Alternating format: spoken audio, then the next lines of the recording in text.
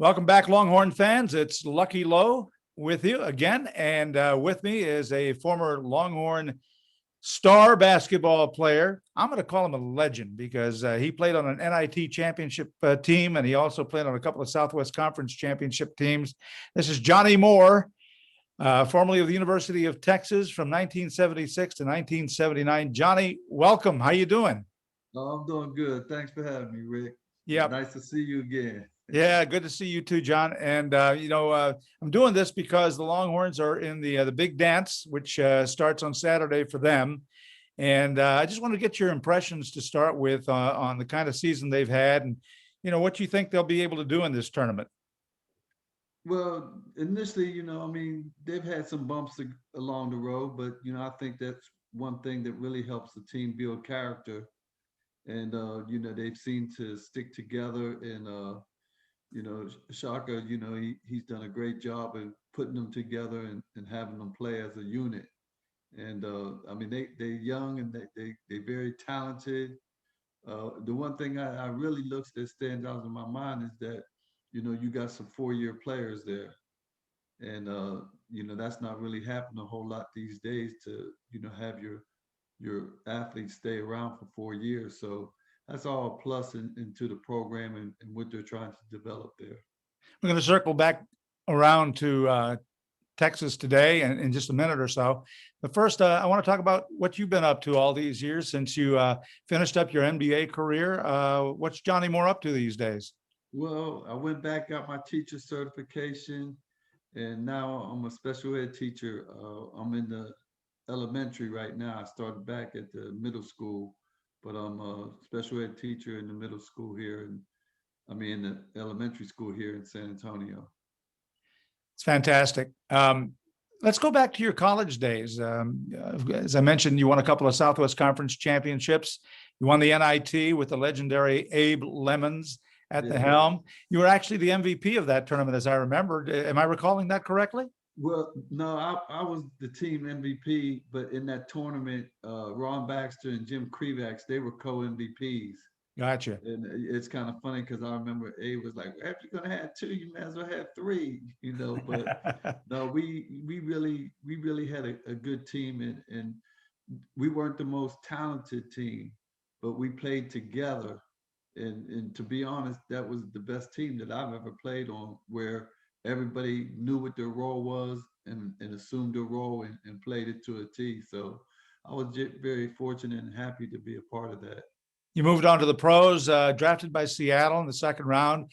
You wound up in San Antonio, which probably benefited you being familiar with the Texas landscape. And man, you made a great career for yourself there, John. Well, thank you. Matter of fact, I can remember when I got drafted by Seattle. I'm like, yeah, I'm a supersonic. And then they said that I got traded to the Spurs, and I was like, hey, I'm the Spurs. So, you live your whole life dreaming, of have aspirations of reaching that height. And when it happens, that team could have been in, anywhere in the world, but just for the opportunity to play at the highest level on this planet was certainly a blessing for me, and I really enjoyed it. I want to ask you, how does a kid from Altoona, Pennsylvania, wind up down in Texas? Well, actually, I was playing in the All-Star game in Pittsburgh. They had the Round Ball Classic, the Dapper Dan, and the Dapper Dan, they had the United States All-Stars play against the Pennsylvania All-Stars, and then they had another group of Pennsylvania All-Stars who played against the New Jersey All-Stars in the prelim, and I played in that prelim. And at that particular time, Skip Adams, he was the scout for Texas, and he was gallivanting all around the country following Carl Godine from Houston, Kashmir. At the time, they were two-time state champions here in Texas, and he eventually went to A&M. But they was looking at him and following him, and they saw me playing the preliminary game and asked me to come down to visit. And I came down and saw the school and just really saw the opportunity for me to grow with the growing program. And as they say, the rest was history. You had a fabulous Spurs career, made the playoffs so many times. I'm thinking, if I remember correctly, you probably made the playoffs there the majority of the time you were in San Antonio, but you could never get past the Lakers. They were just Uh, that thorn in your side, were they not? that's the thorn in my side. You got that right. And that league is so competitive, and I mean, just to get that far, I mean, you have to have the right chemistry. You have to have a little bit of luck to go along with that. You have to kind of avoid injuries. So all those things got to really fall into place. I was very fortunate to play with some very good teams and some great pros. But we never can make it over that hump. It's just like the last second they throw it in the Jabbar, he throw that hook. I was like, are you kidding me? Yeah. Hey, But John, I want to ask you, yes, sir. do you remember the time that you beat the Lakers twice in one day? Yeah, I do. Can you I recall how that all remember. came about? That was just a quirky thing. Yeah, it was. I remember we were playing the game, and Norm Nixon he pump fake like he was going to shoot the free throw, and it caused a whole lot of controversy. And so we had to come back and replay that last minute or two or something like that before we played the game that was scheduled that particular night. So you So wound up winning the game that had been protested and successfully upheld by the league. You played the last few seconds of that game, won that game, then you came back in the regular game and beat them again. So yeah, there you go. that's some history for you. Beat the Exactly. Lakers 2 times in one night. Exactly. So, John, Texas starts its postseason play, as you know, and what do you think of the run they've made here late in the season to get themselves situated in March Madness? Well, in this game, I mean, the season is really played on momentums and runs like that.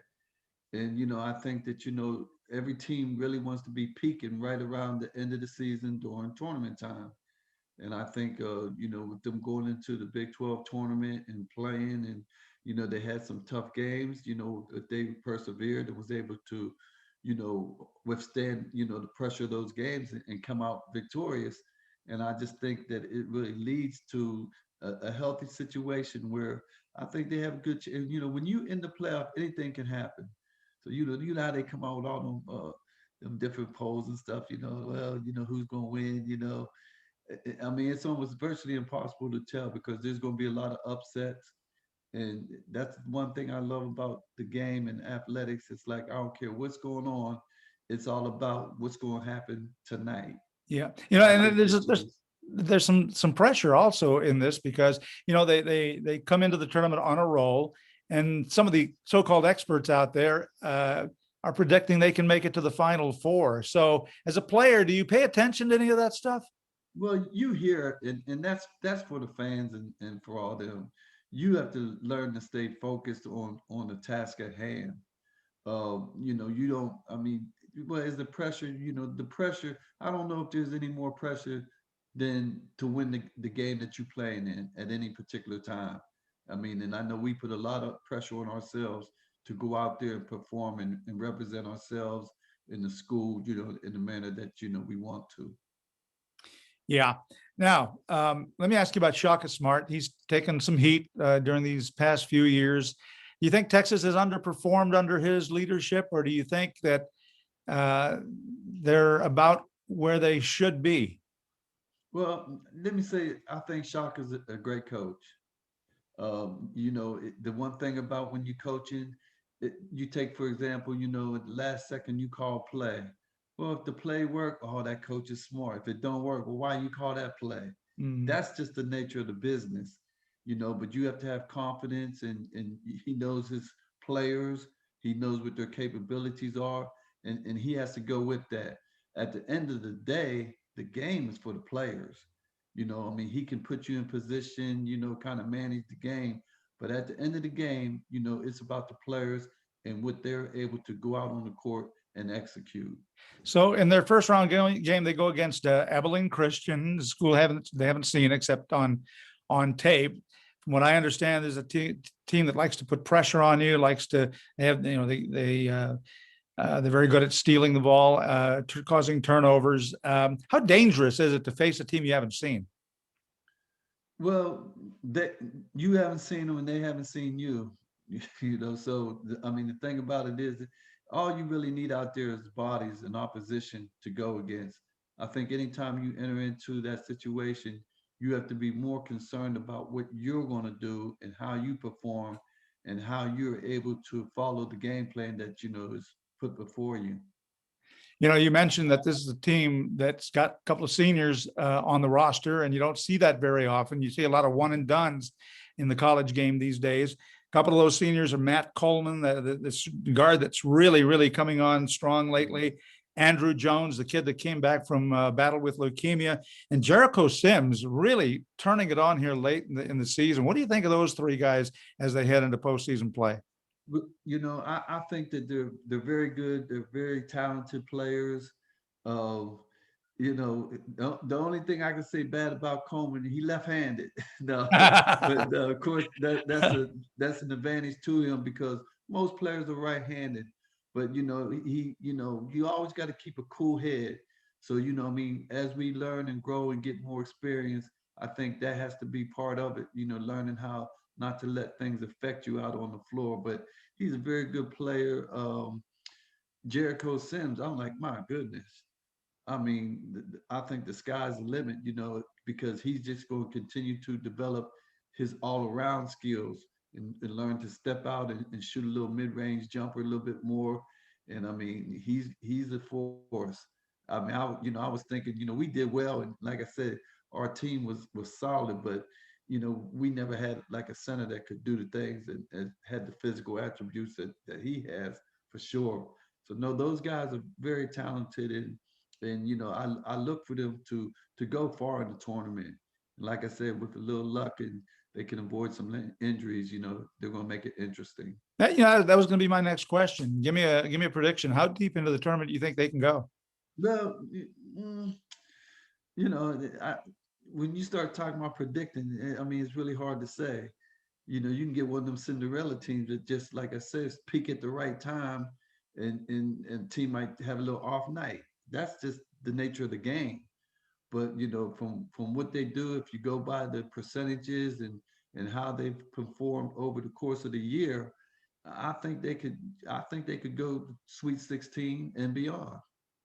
So we're going to finish up here in just a second, John. But soon Texas will be moving into a brand new arena. It's a smaller arena, more compact, more intimate. Do you think that's a benefit to them? Getting out of that big Irwin Center and moving into a more intimate setting like the new arena they're going to build? Well, well, of course, I'm a little biased. I'm kind of, I mean, the Super Drum was something special for us, and it was a key figure as far as the recruiting was concerned. We all want to go play in that Super Drum. We accomplished a lot there. The only thing we didn't have them bronze statues out front like we said we was going to have. Yeah. But I mean, it was a magical place for us. I think it helped pave the way for Texas basketball now. And but whenever you move on, and I mean, things change. But like I said, the things that we did in the history of the Super Drum, I think that it'll speak for itself. And if you can take some of that mystique with you over to the new arena, I think that'll give them a nice springboard. Quickly before we go, John, speaking of arenas, there's a certain jersey that hangs at the top of the AT&T Center in San Antonio. I bet you're a bit proud of that. Yes, yes, I am. Yeah, it was a surprise to me, but I've always kind of put myself out there and consider myself the consummate team player. Always focused on making my teammates better, and a lot of times you don't get the recognition of the person who's scoring all the points, or that's just one of the realities. But I always know that basketball. That's one thing I love about the game. You don't have to put the ball in the basket. There's so many other aspects of the game that you can excel at and be a part and be productive for a team. So your jersey retired by the Spurs and you're in the Texas Hall of Honor. You've had quite the career, young man. Yeah, well, thank you very much. I'm proud, and I must say that any type of accolades that I get, I didn't obtain them, by myself. First, it's about God and the blessing that He puts on my life. It's about the people that He puts in my life, and certainly, my team back, Obi Dotson, John Danks, Krevax, Baxter, Gary Goodner, who's passed on. All those people, take a part in my success, and it's like a banner. I carry them with me, into the pros and into the competition as I move forward. And one final thing, Johnny, just send a message out to Longhorn fans about their basketball program, what you think of it, where you think it's headed. Well, I think that Texas basketball is right where it needs to be. It's on the upswing, and I think that with the support, with the people that they have, and I think that we're able to be competitive in the recruiting game, and I don't see anything but great things happening for Texas as they move toward being one of those powerhouses in basketball, like they've been in football for so many years. 00, Johnny Moore. Thank you so much. Appreciate the Yes, sir. time. And we'll see you down the road. That's my pleasure. Nice seeing you.